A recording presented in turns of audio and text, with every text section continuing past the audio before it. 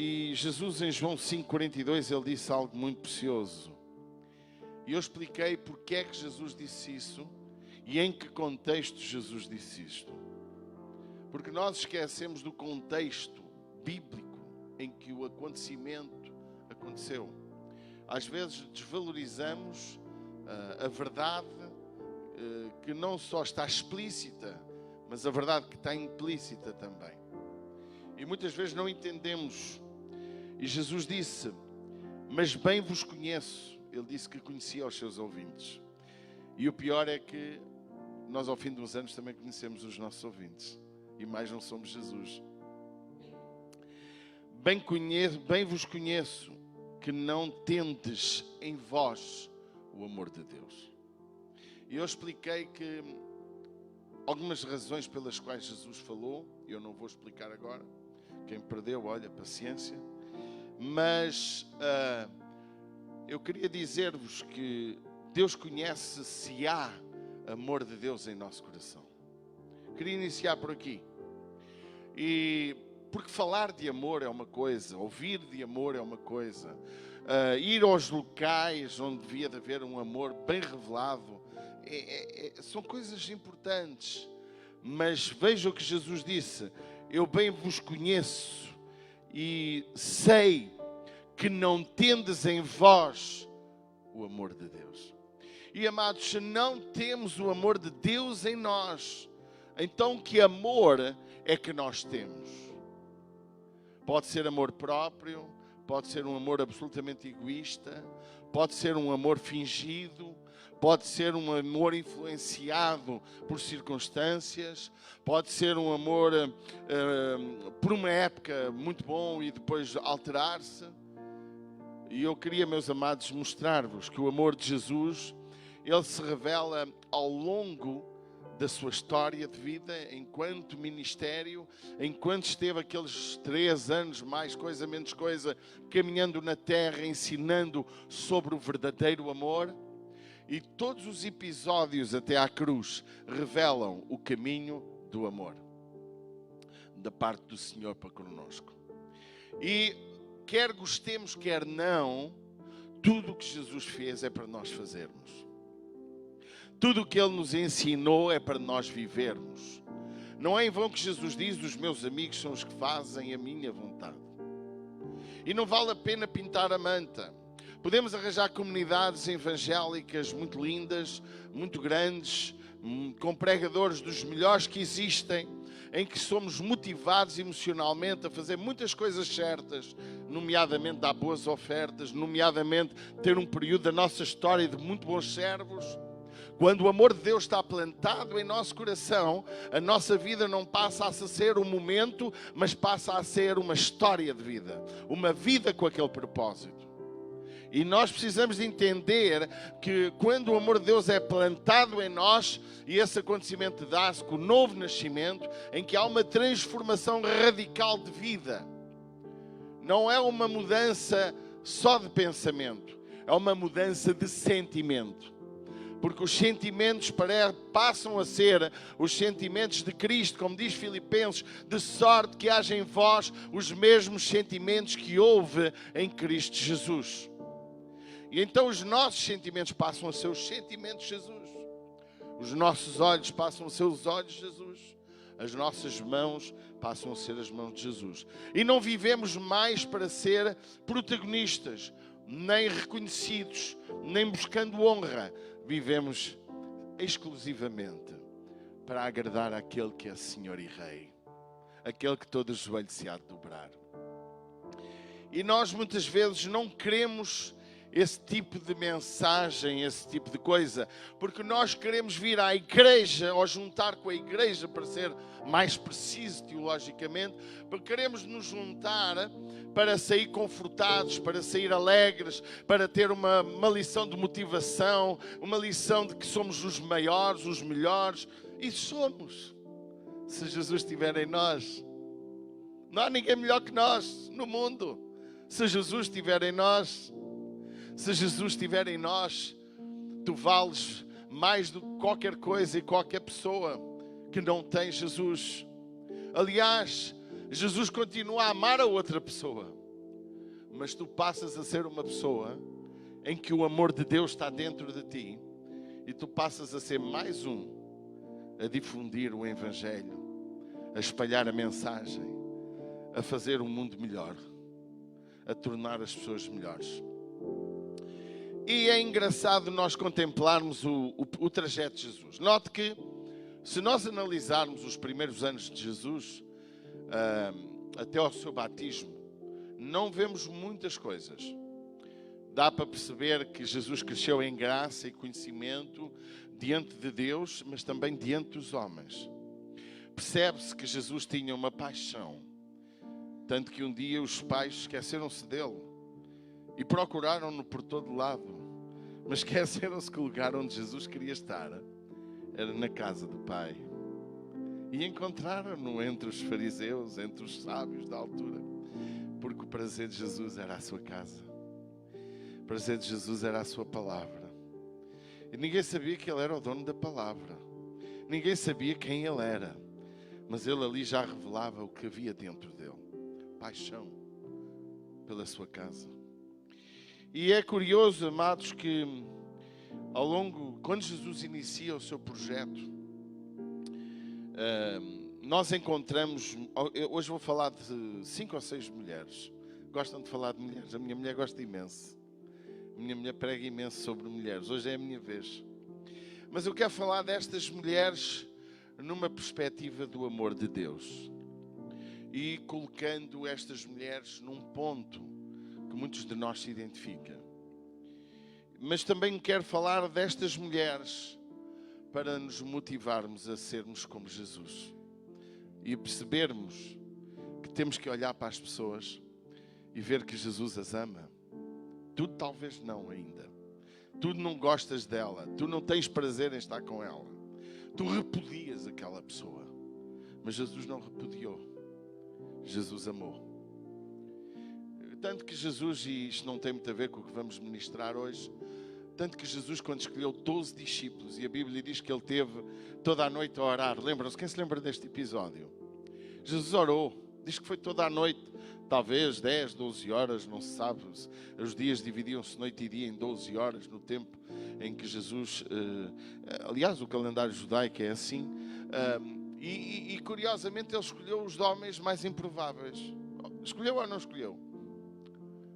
Porque escolheu um que foi ladrão, escolheu 2 filhos de Zebulão, que queriam incendiar a cidade, escolheu Pedro, que era uma pessoa agressiva, escolheu pescadores, que são pessoas indultas, que não sabiam muito, não eram culturalmente fortes, também escolheu médicos, sim senhor, mas no ponto de vista de hoje nós íamos escolher pessoas de grande nível académico e com um QI elevado, a fim de podermos ter uma equipa de 12 da melhor qualidade. É ou não é? Se você olhar para Davi, acontece a mesma história. Ele escolheu os endividados, ele escolheu os excluídos, ele escolheu aqueles que estavam completamente marginalizados, e foram os valentes de Davi, os mais improváveis.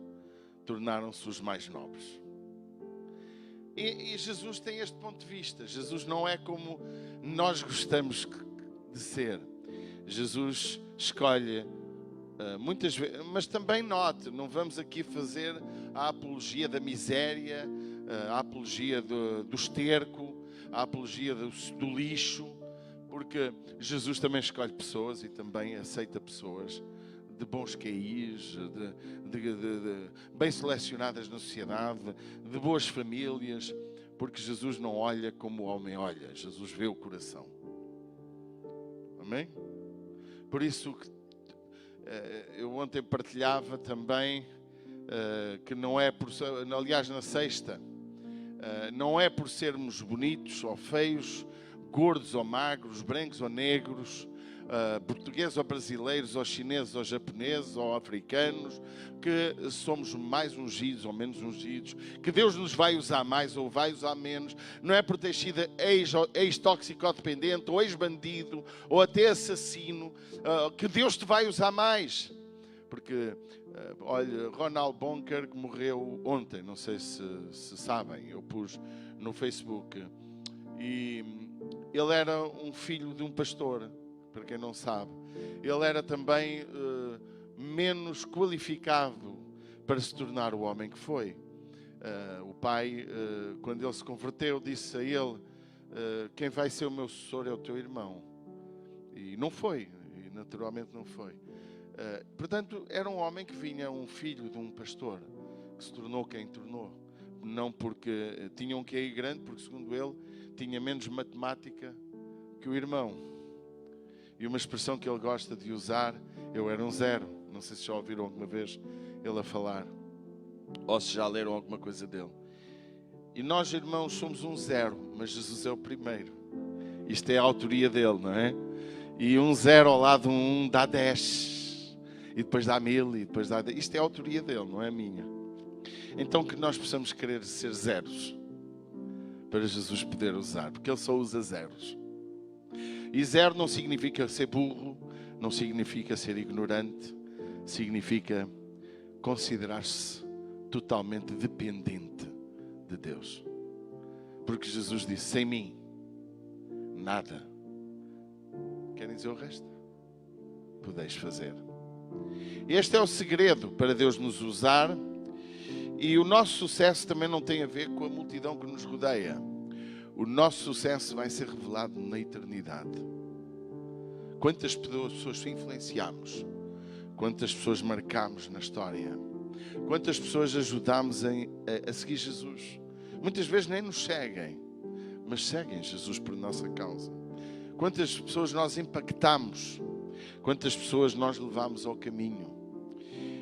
E isso muitas vezes não é visto, porque nem todos Deus chamou para as multidões, como Ronald Bonker, que numa só campanha ganhou 1.097.000 pessoas.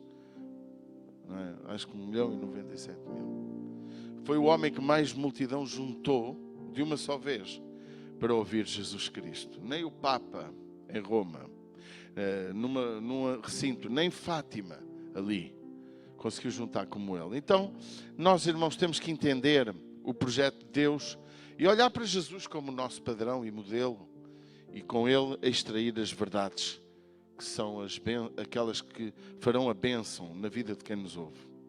A primeira mulher que eu quero falar nesta manhã é uma adúltera. Quem se lembra da mulher adúltera? A mulher adúltera, em João, capítulo 8, nós encontramos esta mulher que ela é caçada no ato do adultério. E o que aconteceu com esta mulher adúltera, no versículo 3 diz que os escribas e fariseus trouxeram-lhe uma mulher apanhada em adultério, pondo-a no meio dele. Acontece que depois disseram-lhe: mestre, esta mulher foi apanhada no ato de adultério.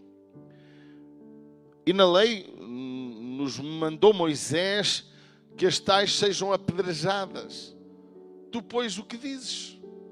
E o que é que eu quero dizer nesta manhã, meus amados? Esta mulher, ela representa a traição. Eu quero te dizer que Jesus ama os traidores. Esta mulher representa uma mulher que destrói casamentos, porque não só ela adulterou, como o outro que não aparece no filme, não aparece lá. E meteram Jesus num beco quase sem saída, mas Jesus soube sair do beco. Porque esta mulher, de facto, segundo a lei, era digna de morte.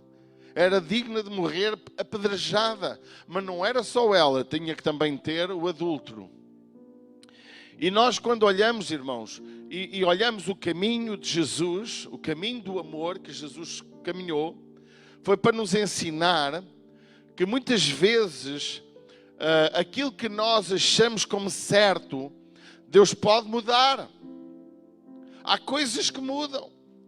Naturalmente que esta mulher era digna de morte, mas houve alguém que disse que ela não ia ser morta.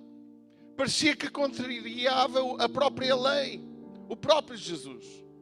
Só que o que aqueles homens não entenderam é que o único homem na terra que podia falar o que ele falou era Jesus. Eu não podia dizer aquilo. Eu podia argumentar para ela ser apedrejada, eu, Paulo Ferreira. Tinha que dizer, tem que estar aí o adúltero também. Vamos ver se é verdade, embora havia testemunhas, tudo indicava que sim. Eu podia dizer, de facto, a lei fala isso, Jesus possivelmente também o disse, nós não sabemos muito. Acho que Jesus falou muito pouco, foi das pregações que menos falou.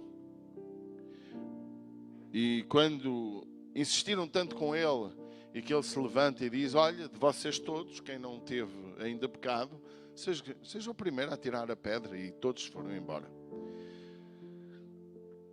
E eu, meus amados, nesta manhã quero dizer que Jesus não deixou aquela mulher morrer porque Ele morreu por ela. Ele foi o substituto da culpa dela.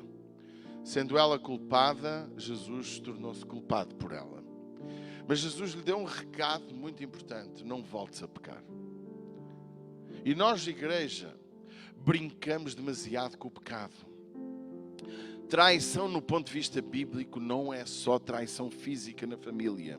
Não é só um homem trair uma esposa. Há traição de amigos, há traição da igreja. Há pessoas que traem a igreja, traem amigos, traem relacionamentos, há muita traição. Há pessoas que trocam de Deus e isso é traição. Há pessoas que colocam coisas na sua vida que se tornam Deus.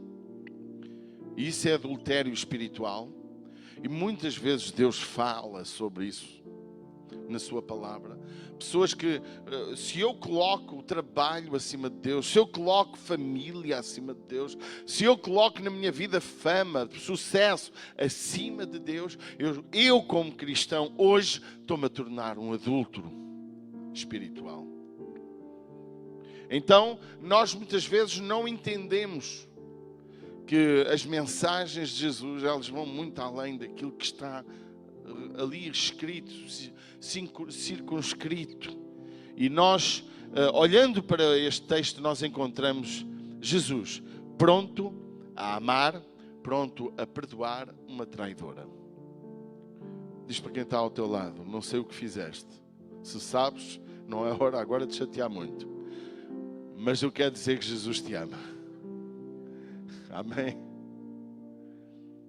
Jesus, naquela cruz, tornou-se o substituto de cada um de nós.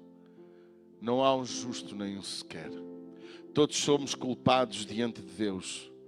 De alguma maneira, todos já fizemos alguma coisa que traímos alguém ou alguma coisa. Eu quero dizer que Jesus nos ama.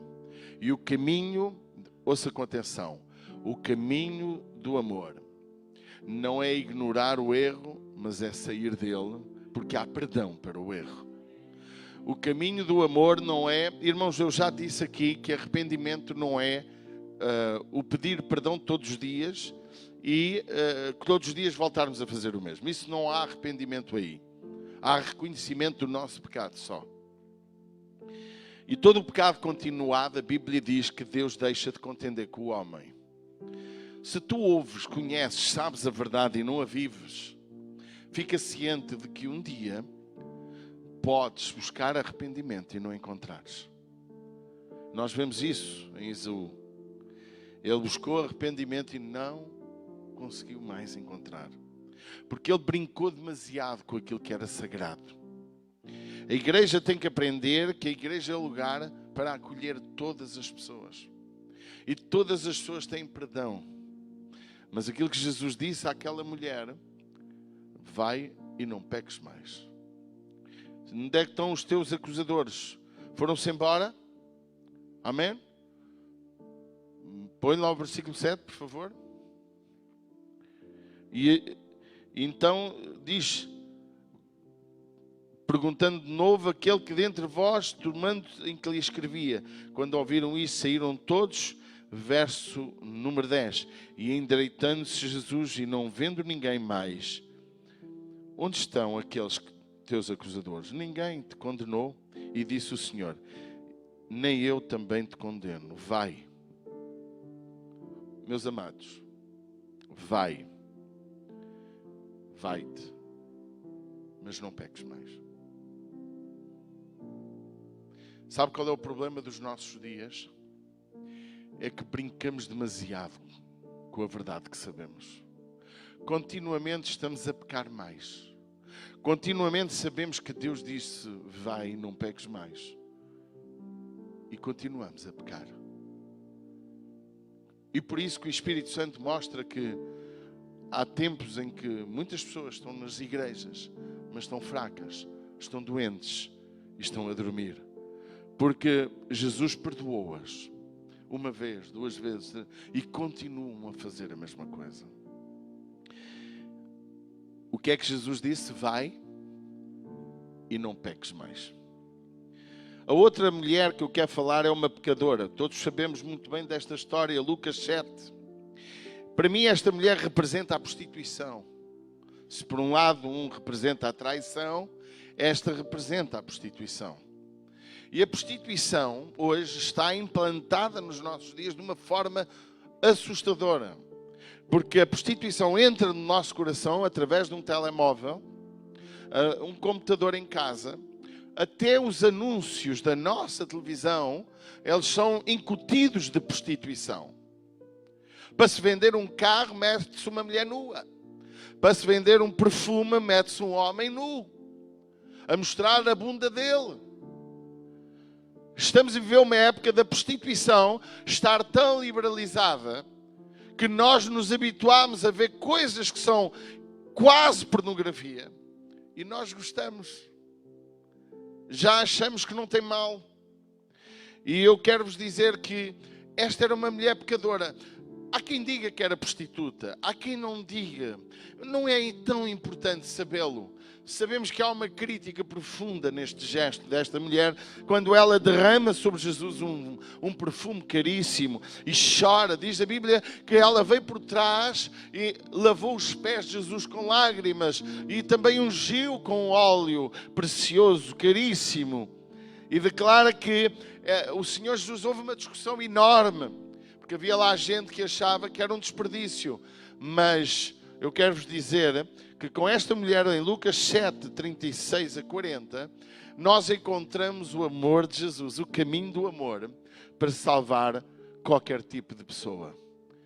Até os prostitutos, até as prostitutas, até os gays podem ser salvos, até as lésbicas podem ser salvas, até todo o tipo de coisa sexual pode ter perdão. Mas o caminho é não pecar mais.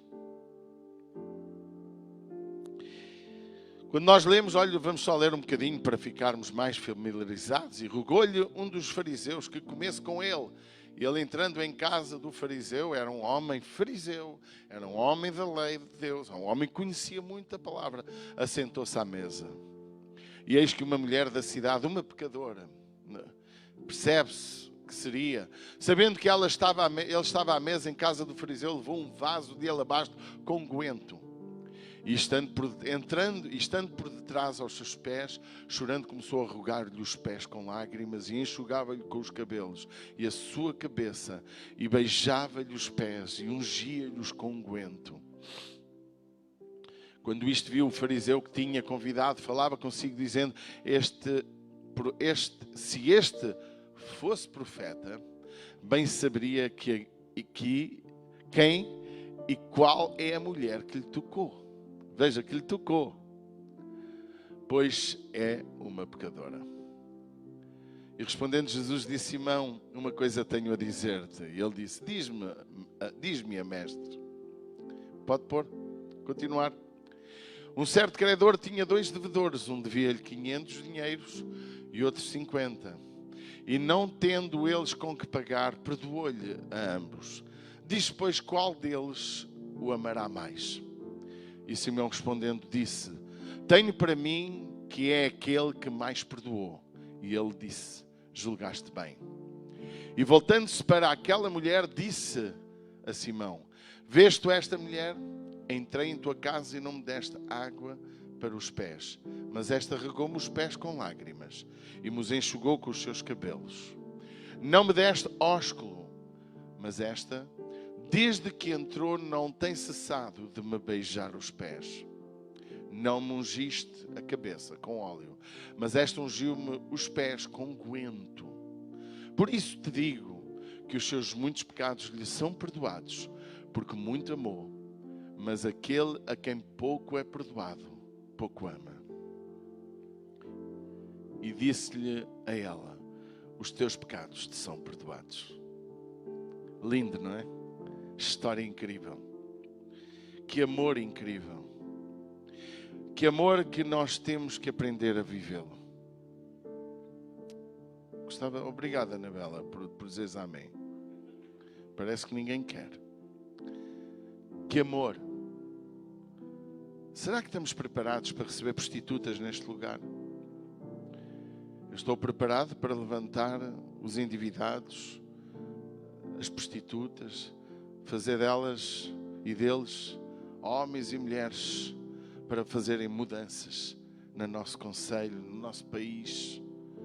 Porque parece que muitos de nós já não sentem a gratidão do perdão. Esta mulher tinha uma gratidão tão grande pelo perdão de Deus. Ela reconheceu que Jesus era alguém tão precioso. Ela não sabia como ser grata. Ela chorava copiosamente aos pés de Jesus. Eu não creio, meus irmãos, que ela se sentisse digna de fazer o que fez.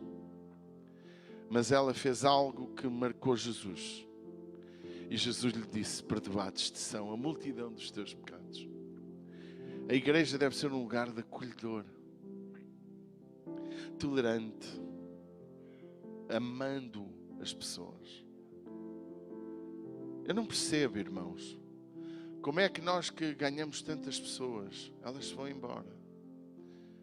Reclamam de A, reclamam de B, reclamam de C. Nós não temos a capacidade de amar. Falta-nos amar. Este amor por pessoas desprezadas. A primeira era uma adúltera. A segunda, pelos vistos, era uma prostituta. Podíamos falar de outra que nem sequer estou a falar. Que teve não sei quantos maridos. A mulher samaritana. Mas hoje não é o tema para ela. Ela hoje está de lado. Mas onde é que está a nossa capacidade de amar? Aonde? Em que somos tão pouco tolerantes com os erros dos outros e tão tolerantes connosco próprios com todo o tipo de erros.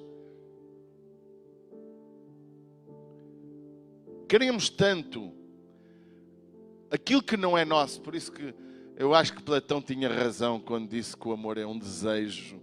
E o amor platónico é aquele desejo quase intocável, inacessível. Mas que depois de ter o desejo, depois de alcançá-lo, a gente despreza-o. Porque já não há mais desejo. Porque depois de tomar posse daquilo que era quase inalcançável, então nós aí já perdemos o entusiasmo. Eu queria, meus amados, dizer que nesta manhã, se Deus me pedisse tudo o que tenho para plantar o seu amor dele, total em meu coração, como eu gostaria. Mas isto não se fabrica nem se compra na loja. Isto constrói-se aos pés de Jesus. Constrói-se repelindo os nossos desejos pecaminosos. Esforça-te e tem bom ânimo. Isto constrói-se amando quem não nos ama, abençoando quem nos amaldiçoa. E muitas vezes não vemos resultados do nosso próprio amor.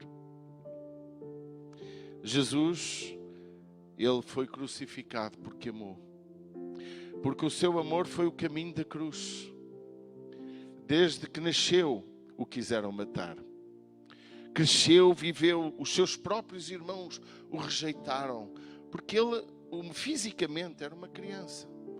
Fisicamente tornou-se um jovem, um adulto, um homem. E o caminho que ele mostrou aos homens do seu tempo e às mulheres é que nós temos que amar, independentemente dos erros das pessoas. Amar não significa não levar a pessoa ao certo. Amar não é de manter a pessoa no erro. Amar não é dizer à pessoa que está certa ou que está errado. Amar é estar pronto a perdoar. Amar é estar pronto a recuperar. Amar é estar pronto a ajudar aquela pessoa a ser como é para ser melhor. Amar não obriga ninguém a ser como a gente quer que seja, porque isso não é amor, é manipulação. Amar é mostrar o caminho e cada um escolhe o que quer. O amor de Deus foi revelado ao longo da humanidade e da história, sem nos obrigar a segui-lo. Ninguém é obrigado a seguir Jesus. O homem tem liberdade de escolher o certo e escolher o errado. Nós temos a liberdade de escolher aquilo que queremos. E mais engraçado é que Ele dá o sol para ricos e pobres, lembram-se? Mas Jesus olhou para esta mulher e a perdoou. E não teve vergonha de a defender. Quem tu defendes? Aquele que te dá projeção? Quem tu defendes? Aquele que te pode dar dinheiro? Quem tu defendes? Aquele que te dá lucro? Quem tu defendes? Aquele que construiu uma amizade contigo? O que tu defendes?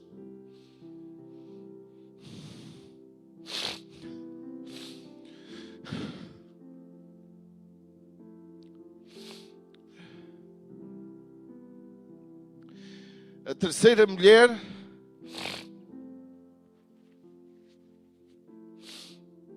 é a mulher que tinha um fluxo de sangue. Uma mulher que tinha gasto todo o seu dinheiro. Também já não dava lucro a ninguém. Os médicos exploraram o que puderam explorar. Comeram o que puderam comer. E eu coloco esta mulher como uma mulher que representa a exclusão da sociedade. Uma mulher que caiu em desgraça. Não sabemos porquê. Nem sabemos os erros dela, que seriam alguns. Mas sabemos uma coisa. Ela tinha perdido tudo. Lá em Lucas 8, 43. Alguém que me traga água, por favor.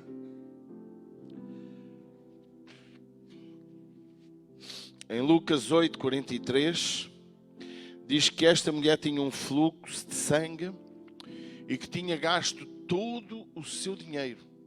Diga comigo, todo. Não foi pouco, foi todo. Imagine a sua vida nesta condição. Não sabemos se tinha família, não sabemos se tinha dinheiro, que dinheiro é que ela teve no passado. Não sabemos quais as exclusões que aconteceram à sua própria vida. Mas uma coisa nós sabemos. Obrigado. Ela perdeu todo o seu dinheiro. E porque a lei dizia, e nós sabemos que a lei mata, a letra mata, não é? A lei condena. E as pessoas, ao olhar para esta mulher, ela não só era uma excluída, porque segundo o contexto do seu tempo, a história diz que ela não podia tocar em pessoas, porque tornava as pessoas imundas, porque ela tinha um derrame de sangue contínuo no seu corpo, e essa doença era vista como uma maldição. E claro, irmãos, se no nosso tempo as pessoas são cruéis, eu acho que naquele ainda eram mais.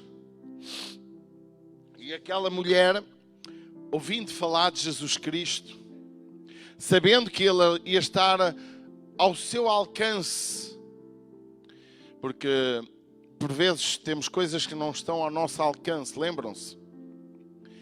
E ela, sabendo de que Jesus podia salvar a sua vida, ela não mediu esforços, pôs em risco a sua própria vida, caminhou entre uma multidão. Diz que ela dizia para si, se eu ao menos tocar... Ela não queria tocar em Jesus. Sabe porque é que ela não queria tocar em Jesus? Porque ao tocar em Jesus, achava ela que o tornava imundo, o tornava impuro. Mas Jesus, ele provou, quando tocou naquele leproso, que ninguém lhe podia tornar imundo.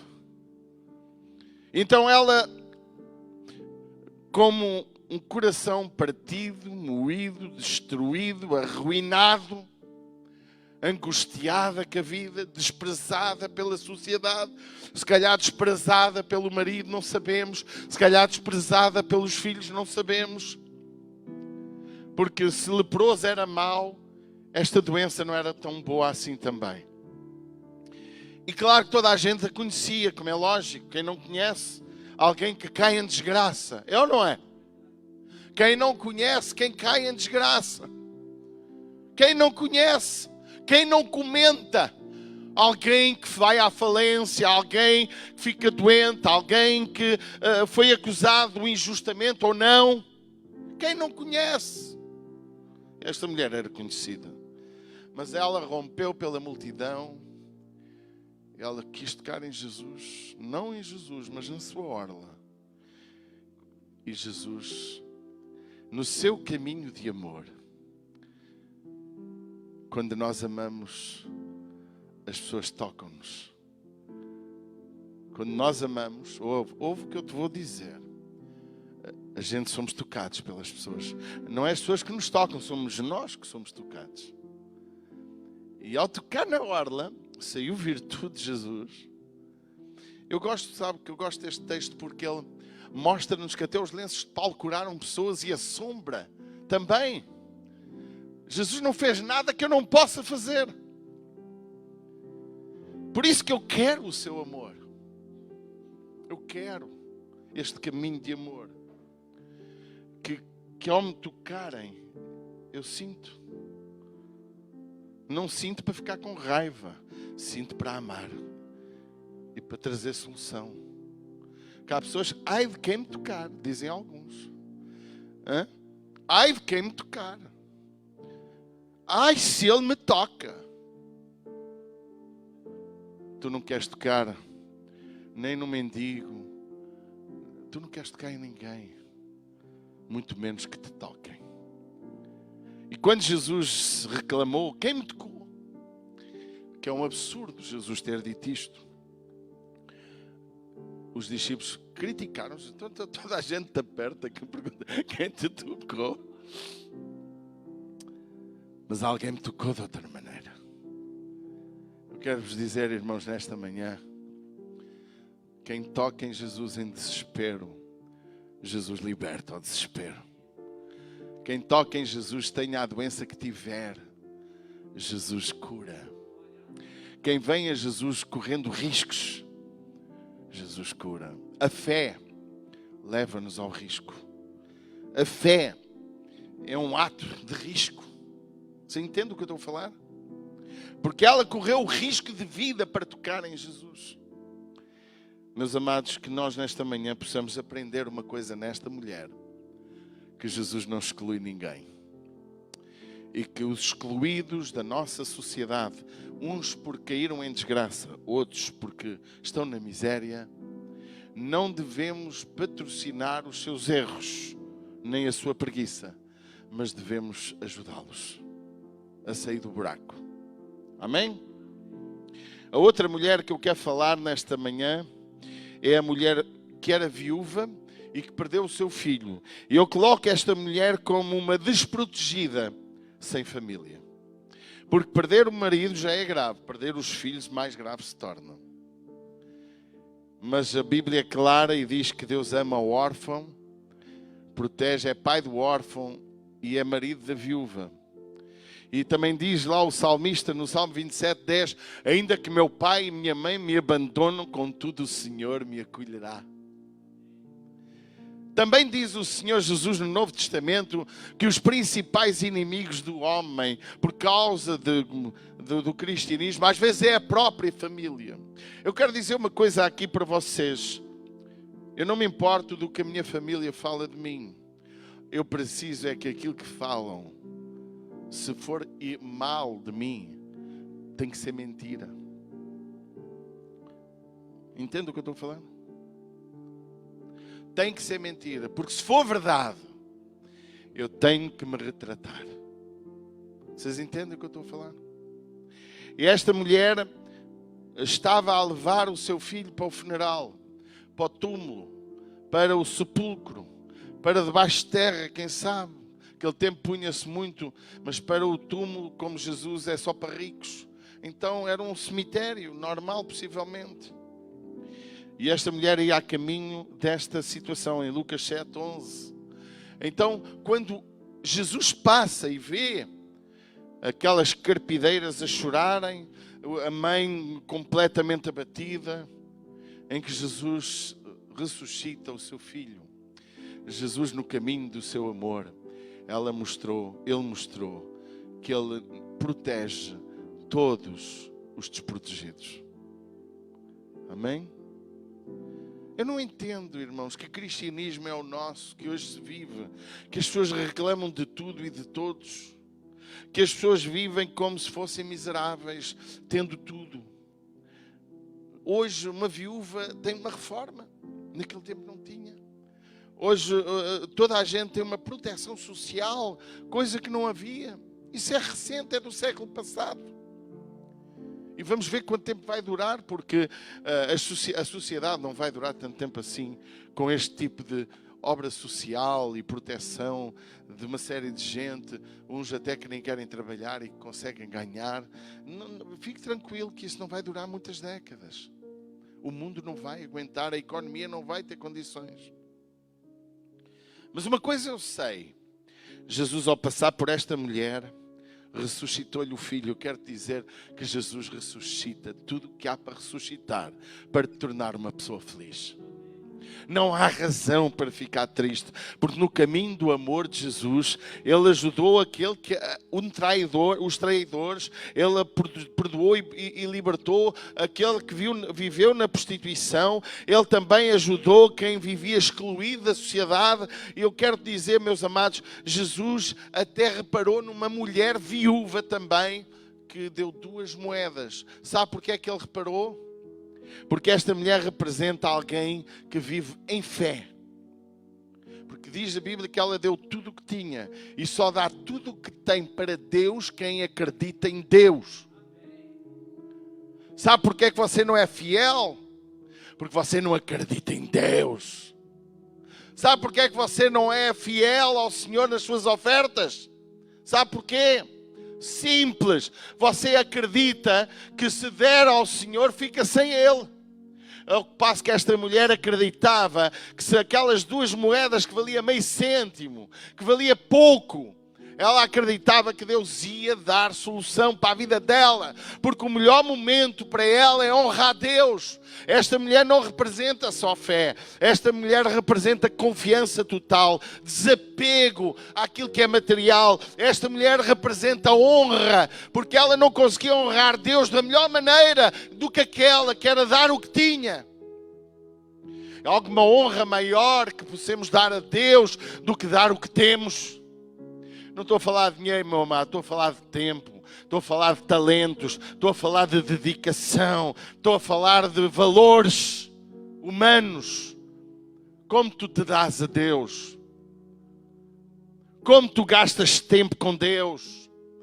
Como tu lidas com aquele que te rodeia? A Bíblia diz que Jesus observava. Ou pensas que Jesus não te observa? Tu que me estás a ver na internet, pensas que Jesus não te observa?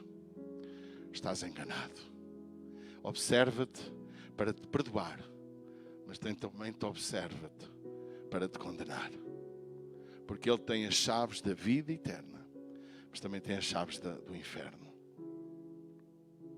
O mesmo Deus que nos ama é o mesmo Deus que tem que ser justo. Eu quero dizer que quando Jesus observou esta mulher, Ele estava fazendo uma declaração de total disponibilidade divina para cuidar desta mulher. Eu cuido desta mulher. Eu vou usar nem que sejam corvos para que ela não passe fome. Porque o meu Deus diz na sua palavra que nunca vi um justo a mendigar pão. Se tu vires alguém a mendigar pão que se diz cristão, é porque não é justo. Não entrou no caminho de Deus ou se afastou dele. Cristão, irmãos, é para abençoar. Cristão é para honrar. Cristão é para ajudar o próximo. A Igreja de Atos Apóstolos mostra que não havia qualquer necessidade na igreja, porque as pessoas davam para que se distribuísse, para que não houvesse necessidade. E quando eu, que conheço Jesus hoje, e recebo dele o perdão, e recebo dele o novo nascimento, recebo um novo coração em meu coração, há um transplante que acontece na minha vida, que muda os meus olhos, os meus sentimentos, a minha atitude de vida, eu me torno alguém para abençoar. A igreja, os cristãos na igreja, deviam ser conhecidos como pessoas abençoadoras e não gosmas. Gosma é o que entra, mas que depois é transformado em abençoador. Prostituto é o que entra como prostituto, mas transforma numa pessoa pura. Amém? Por isso, amados, nós temos que entender que o caminho do amor é fazer o que Jesus fez. Como lidamos com alguém dependente? Esta mulher, irmãos, eu não sei como é que ela tinha aquele dinheiro. Provavelmente teve que acartar água para alguém, lavar a casa de alguém pobre também. Era uma viúva, tomar conta de alguma criança. Mas ali esteve. Esta mulher representa a fé. Diga comigo fé. Confiança, que é sinónimo. Diga comigo confiança. Para forçar a pensarmos o que é isto. Desapego e honra. Porque ela honrou Deus com o melhor que tinha. Eu quero terminar com o último episódio que eu trouxe para nós hoje, que é o episódio da cruz. Não o ato propriamente dito da morte, mas o ato de Jesus de cuidar da sua mãe. Diz que em João 19, 25 a 28, que Jesus estava na cruz. Vamos abrir e ler estes versos. E junto à cruz de Jesus estava sua mãe e a irmã de sua mãe também, Maria, mulher de Clopas, e Maria Madalena. Ora, Jesus, vendo ali sua mãe e que o discípulo a quem ele amava estava presente, disse à sua mãe: Mulher, eis aí teu filho. Depois disse ao discípulo: Eis aí tua mãe. E desde aquela hora, o discípulo a recebeu em sua casa. Depois, sabendo Jesus que já todas... Pode ser até aqui. Jesus é alguém que cuida da família. E a igreja tem que cuidar da família. O bem mais precioso que tu tens em tua casa é a tua família. E às vezes nós desvalorizamos tanta coisa. Irmãos, a igreja, ela se torna forte quando a família é forte. Quando a família está unida. Quando a família se protege. Há pessoas que querem destruir família. Há pessoas que não querem amar os seus filhos por causa dos seus erros. Há pessoas que, se fosse possível, deserdavam os seus filhos. Enganam os seus filhos. Pais enganam filhos, filhos enganam pais. A sociedade dos nossos dias está com o maior problema de todos os tempos, que é a relação de família. Por causa de heranças se zangam famílias. Por causa de dinheiro se ficam uns contra os outros. E todos têm uma razão para falar mal de todos. Todos falam mal de todos com razão. Porque ninguém é inocente, pelos vistos. E o Senhor Jesus quis nos dar uma lição. A lição do amor pela família. Amor e cuidado. E nós, irmãos, não podemos esquecer a nossa família. O apóstolo Paulo disse a Timóteo Quem não cuida dos seus já negou a fé e é pior que o infiel. A igreja precisa ter uma família unida. Marido, tu tens que amar a tua mulher. Mulher, tu tens que amar, cuidar e proteger teu marido. Os teus filhos não são caixote de lixo de pancada. Os teus filhos não são teus criados. Os teus filhos devem ser amados. Amados e exortados. Porque sem isso também não há família certa. E hoje estamos a viver uma carência relacionada com a família que chega a doer o coração. Amados, eu entendo que muitas vezes filhos não conseguem ter pais em casa para cuidar e vice-versa. Mas, irmãos, cuidar é amar, é proteger financeiramente, é estar lá no momento certo. E nós, como igreja, irmãos, precisamos de aprender esta lição. Jesus estava na cruz a morrer por causa de ti, por causa de mim, a ser o meu substituto de toda a culpa. E ele se preocupou com a mãe, com a família. O único discípulo que lá estava, segundo consta, era aquele discípulo que o amava. Eu penso que João, além de ser um adolescente, no tempo de Jesus, era alguém apaixonado por Jesus. Era apaixonado. Ele não teve medo de estar na cruz, porque ali podia ser morto também. Ele recebeu o recado de Jesus e desde aquela hora cuidou da sua mãe. Dá a ideia que o resto esqueceu-se dela, mas ele cuidou, recebeu como mãe. Amados, temos de ter algum cuidado como lidamos com a nossa família. E tens que ter algum cuidado quando criticas a família dos outros. Porque a Bíblia diz que com a medida com que medirmos, seremos medidos. A medida com que julgarmos, seremos julgados. E a igreja deve ser o lugar para protegermos a família. Diga amém comigo, amém. O lugar para protegermos até os traidores, amém. Proteger saindo do erro. Não peques mais, nunca esqueças. O lugar para ajudar prostitutas. Quem me dera que Deus levante aqui um grupo de mulheres para ajudar prostitutas. Mas não há só prostitutas, também há homens prostitutos. Para os trazer a Jesus. Olharmos para os desprotegidos da sociedade e ajudá-los também. Amém? Só assim podemos ser igreja. Olhar para as pessoas que estão doentes, sem solução, e encaminhá-las a Jesus, ao caminho que a pode levar à cura. Eu pedia nesta manhã que ficássemos de pé. Podia falar também de pessoas nobres, mulheres nobres que serviram Jesus com os seus bens.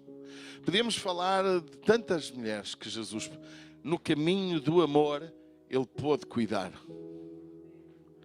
Mas que nesta manhã nós possamos fazer uma reflexão. E tu que estás na internet, se puderes, ajoelha-te nesta hora. E vê qual a área que tu precisas que Jesus te perdoe. Que Jesus te ajude. Quem sabe se és um cristão, já foste liberto, já foste protegido, já te sentes que tens Deus no teu coração, mas estás a falhar no teu processo, no teu caminho de amor. Então que nesta hora tu possas refletir e corrigir os teus atos. Amar muitas vezes não começa porque sentimos. Amar é uma decisão de amar. Vamos decidir amar. Vamos ser igreja unida. A igreja amorosa. A igreja que tem o primeiro amor. Não a igreja que perdeu o primeiro amor, mas a igreja que tem o primeiro amor. Não importa o número de pessoas que somos, o número de pessoas que nos ouvem. Importa é o número de pessoas que vamos tocar e influenciar. Não importa se estão connosco, importa que Deus possa transformá-las. Não importa que não nos honrem, importa que Deus nos honre. Esta viúva que deu tudo o que tinha, ela não sabe que Jesus a honrou, mas ela sabia que Deus a protegia. Que nesta manhã, cada um de nós possa desejar este caminho do amor, que muitas vezes leva-nos a sofrer, leva-nos a padecer necessidades por causa do amor. Fecha os teus olhos, levanta as tuas mãos para os céus e clama. Talvez uns de nós tenham que pedir perdão nesta manhã, outros têm que pedir, dá-me mais amor. Vamos orar. Deus, planta esse coração em nós, esse coração de amor. Tira do meu coração todo o egoísmo, todo o sentimento de muitas vezes de só pensar em mim próprio, como um coitadinho, como alguém que sofre mais que ninguém. Tu não foste chamado para ser coitadinho, tu foste chamado para ser valente, em nome de Jesus. Nesta manhã entrega o teu caminho a Jesus Cristo e deixa Deus trabalhar em teu coração. Pai, em nome do teu Filho Jesus Cristo, nós queremos entregar nossa vida em tuas mãos e rogar a tua intervenção sobre o nosso coração, a fim de podermos nos tornar mais parecidos contigo. E aquilo que tu dizes na tua palavra, através do teu servo em Filipenses, que haja em nós os mesmos sentimentos que houve em Cristo Jesus. Tu possas plantar em nosso coração o teu coração, para olharmos como tu olhas, para sentir como tu sentes, para desejar o que tu desejas, a fim de nesta sociedade fazermos a diferença quando trabalhamos, quando lidamos uns com os outros, quando estamos juntos na tua casa, quando estamos juntos em nossa casa. Pai, toma a nossa vida em tuas mãos. Perdoa as nossas fraquezas, todos os nossos erros que muitas vezes cometemos, uns em consciência, outros sem consciência, mas o teu Espírito nesta hora que convence do pecado, da justiça e do juízo, possa nos tomar para si, para sermos como tu queres que sejamos, em nome do teu Filho Jesus. Amém e amém. Dê um aplauso a Jesus Cristo. E obrigado a si que esteve connosco na internet. Deus abençoe.